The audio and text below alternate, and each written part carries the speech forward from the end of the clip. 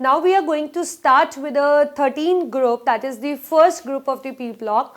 So 13 group include these elements. Let us see that it includes boron, it includes aluminium, then followed by gallium, indium and thallium, right? Again, boron B, aluminium Al, gallium Ga, indium In and thallium TL. So these are the elements, these are called as members of the boron family, because the family name is governed by the one which is present above. So this is the typical boron family.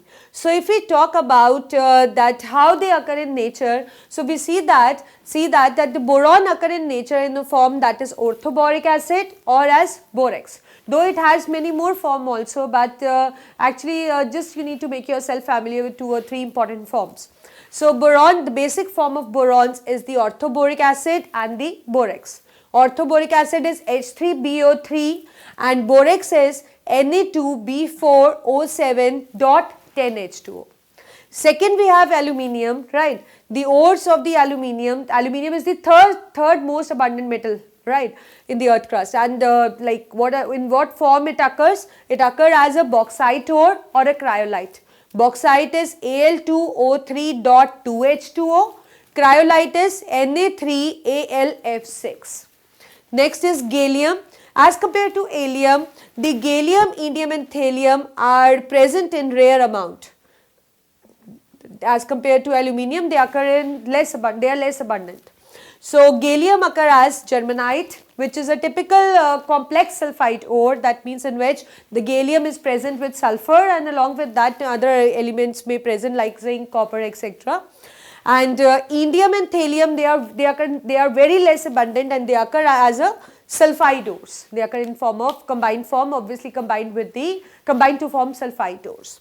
Next, if we talk about their atomic numbers, then boron atomic number is 5, aluminium is 13, gallium is 31, indium is 49 and thallium is 81. And you know very well how to write an electronic configuration. If you start filling the shells in an order, then the configuration for boron is 1s2, 2s2, 2p1. This is 1s2, 2s2, 2p6, 3s2, 3p1. Then progressively filling of the another shell, 4s2, 4p1, 5s2, 5p1 and then 6s2, 6p1. But if we talk about the general electronic configuration, this we have already talked before also, it is ns2, np1.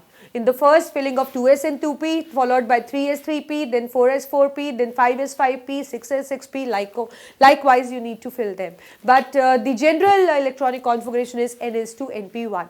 And this we have already discussed that the inner core may differ, but the outermost electronic configuration is going to remain same, that is ns2, np1. So now let us start with the physical properties now. So the first property we are going to discuss is the atomic radii. So this is suppose is a 13 group, right? So let us say that this is group 1, this is group 1 and group 2. This is group 1 and this is group 2. That means we will be comparing the group 13 with the alkali and the alkaline group. So if we talk about the size, as we know that as we move in a period, we know that if I will take an example also, like we have lithium, here the member is lithium, then beryllium and here we have boron, right. So if we talk about lithium, beryllium and boron, lithium is with atomic number 3, so configuration is 1s2, 2p1, here it is 1s2, 2s, sorry. This is 1s2, 2s1, this is 1s2, 2s2 and this is 1s2, 2s2, 2p1, right. So as we move in a period, what we see that due to increase in the nuclear charge, right, and decrease in the screening effect, so what happens, because the electrons in the same shell do not screen each other, as you can see that here the shell is going to be same.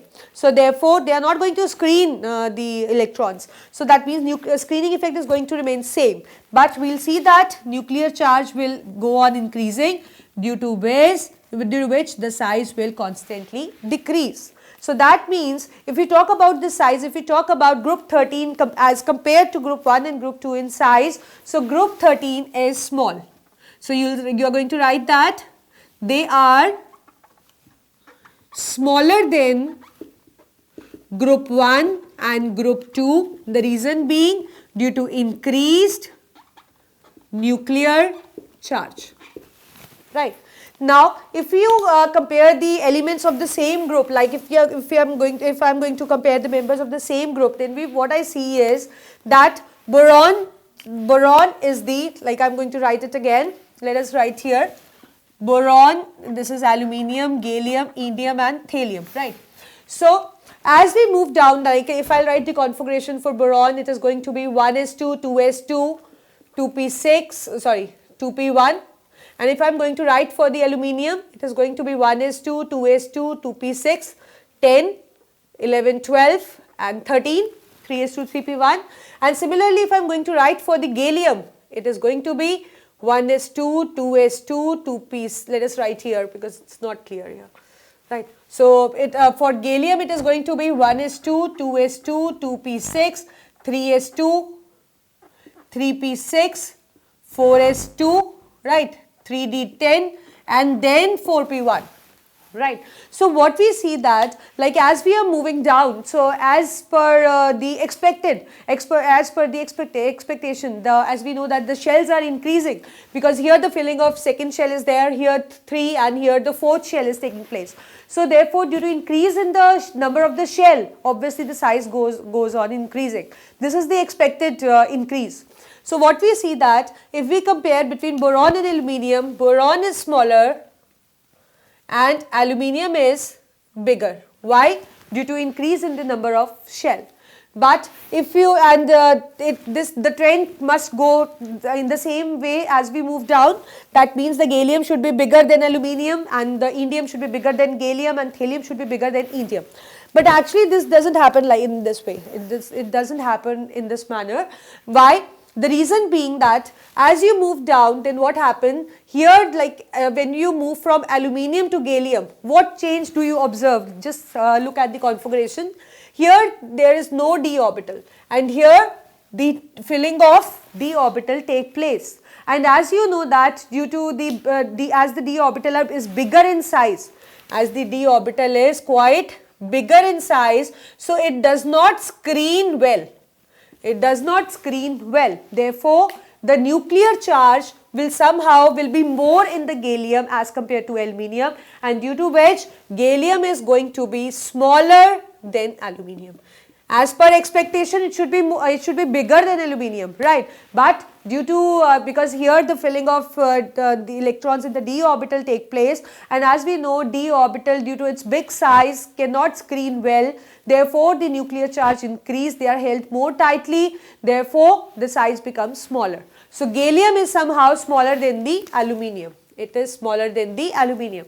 But the trends follow the same manner as we move down, that indium is bigger than gallium and thallium is bigger than indium due to filling of or you can say due to increase in the number of shell. So, here if you look for the atomic radii and the ionic radii, the one exception comes into notice, that gallium is, as per expectation, it should be bigger, but it is smaller than aluminium due to filling of electrons in the d orbital, and as they are bigger in size, they cannot screen well, therefore the nuclear charge increase and size decrease. But the same trend follow as we move down. Second, we are going to discuss about is the ionization energy, right. You know that ionization energy depend upon size, and size in return depend upon the nuclear charge. That means the one which has high nuclear charge is going to be smaller, right, and it is going to possess high ionization energy. This has to be there, right. So, what we see that, like if we compare their size, what we see that like if we compare the ionization energy, first I am going to compare it with the again group 1 and group 2. So, as we have discussed that boron is smaller in size than group 2, right. So, it should possess high ionization energy. But if we see their electronic configuration, then in this case electron is to be removed from 2s shell, and here the electron is going to be removed from 2p. And if I ask you, then in which case the more energy is required? You can extract an electron from s shell easily or from p, obviously you can extract from P easily, because S has more penetrating effect, P has less, D again this follows this kind of order. So that means the removal of electron from the P is somehow easy. Therefore, though it is smaller in size, but if we talk about the ionization energy, then boron is going to have lesser ionization energy as compared to beryllium or boron. Because why? The reason being that here the electron is going to be removed from the from the 2p shell, and here the electron is going to be 2s. This I am talking about the first ionization energy. But after that, the ionization energy, if I talk about the second ionization energy, it is obviously going to be higher for the boron because it is smaller in size. Right. Now, it is time to compare the ionization energy between the group members. Now, what is there? That when you move from boron to aluminium, because aluminium is bigger, then if we talk about ionization energy, so its ionization energy is going to be less value, but aluminium is it is going to be more because it is smaller. And for aluminium, ionization energy will be bigger, will be more. Ionization, again we will discuss it again. I am just going to write it here because it is just all messed up above. So we have this kind of thing, right. So if I compare ionization energy of boron and aluminium, so boron is smaller and aluminium is bigger, so its ionization energy is high and its ionization energy is comparatively low, right. But when I move from aluminium to gallium, we know that gallium is smaller, we have already discussed. So obviously its ionization energy is going to be higher because nuclear charge is more. Here we have already discussed due to filling of d orbital. That means when we move from here to here, there is an increase in the nuclear charge by plus 10 units because filling of 10 electrons occur here. So obviously ionization energy will be high for it. Then as you move from gallium to indium, then filling of d and f orbital both take place, and the charge exceeds by unit 18 units. That means ionization energy is higher again than the gallium. Now as you move from indium to thallium, then it also has d and f orbital which screen less because of their big size or because of their diffuse shape. They cannot screen well. Therefore, here the nuclear charge will increase, and it will increase by 32 units because here the filling of 32 elements will take place as we will move from indium to thallium. So that means ionization energy is going to be highest for the thallium. So like this you need to explain about ionization energy, that when you compare between 13 and the group 2, so it should be less for the 13, but if the first ionization energy is less for the beryllium, that is for the alkaline member. The reason being, there the electron is going to be removed from 2s and here it is going to be removed from p, and as we know that s has more penetrating effect than p, so obviously the energy required will be more for the s case. And if you compare this, as I told you that when we are moving down, there is progressively filling of d and of f orbital is being taking place, which screen very less. So therefore the nuclear charge is increasing as we are going down, like from aluminium to gallium it is increasing by 10 units, and from gallium to indium 18 units, and indium to thallium 32 units. So progressive increase in nuclear charge will somehow increase the ionization energy because they will be more tightly held by the nucleus. Next we are going to discuss about the electronegativity. Electronegativity, you know that it is tendency to attract shared pair of electron more towards itself, and it mainly depend upon size, and size depend upon nuclear charge. The one which is going to possess higher nuclear charge is going to possess small size, and obviously it is going to be highly electronegative. So if we talk about electronegativity, then obviously if you compare the alkaline with this, so because it is smaller, so group 13 is more electronegative than the alkali and the alkaline group because of the small size and increased nuclear charge. But if you talk about the electronegativity in the same group, then boron is smaller, so it is more electronegative than aluminium. But as you are moving down, we have discussed that nuclear charges goes on increasing. So when the nuclear charges goes on increasing, so obviously the size is decreasing. Therefore, the electronegativity character increases down the group. That means first it decreased from boron to aluminium. That means boron, sorry, I am going to write here, boron is more electronegative than aluminium. But gallium is more, indium is much more, and thallium is more. due to increase in the nuclear charge, as we have already discussed. Next we have is an electropositive character, that is the tendency to lose electrons, right. So this depends upon the ionization energy, which in return depend upon size, and size in return depend upon nuclear charge. So that means higher is the charge, obviously smaller is the size, and high is going to be ionization energy, and electropositive character will be less because it will lose electron with difficulty. So as we have discussed about the ionization energy, that boron has high ionization energy than the aluminium. So electropositive character is more for aluminium as compared to boron. But so we can say that electropositive character increases from boron to aluminium. Then after that we have discussed that nuclear charge is progressively increasing, therefore ionization energy is also increasing. So therefore we will see that there is decrease in the electropositive character. That means tendency to lose electron is decreasing as we are moving down because ionization energy increase, right. So this is all about the electropositive character. Next we have is the density. Density, as we know that if we compare the density of group 13 with beryllium, obviously group 13 is going to possess higher density. But as we move down, then what happened? As we move down, the density as per expectation it should decrease because the size is increasing.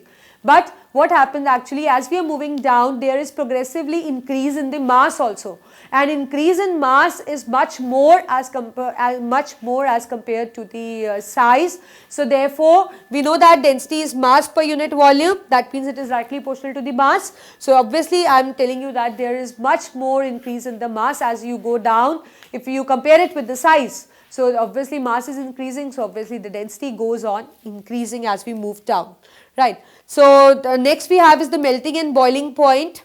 Melting and boiling point, you know that it depends upon the intermolecular forces, that how tightly they are packed and how much energy you need to provide them. So what we have seen that as the boron is smaller, so obviously the melting and boiling point will be high, but as you move down the aluminium is bigger, so that means aluminium is going to possess less melting and boiling point. As you go down, we have seen that size is somehow decreasing because of increase in the nuclear charge. So obviously melting and boiling point is also increasing down the group because the size they are being, due to increase in the nuclear charge, they are becoming smaller and smaller, and due to their small size, what we have seen that their melting and boiling point is increasing as we move down. So this is all about the physical properties of the group 13 element.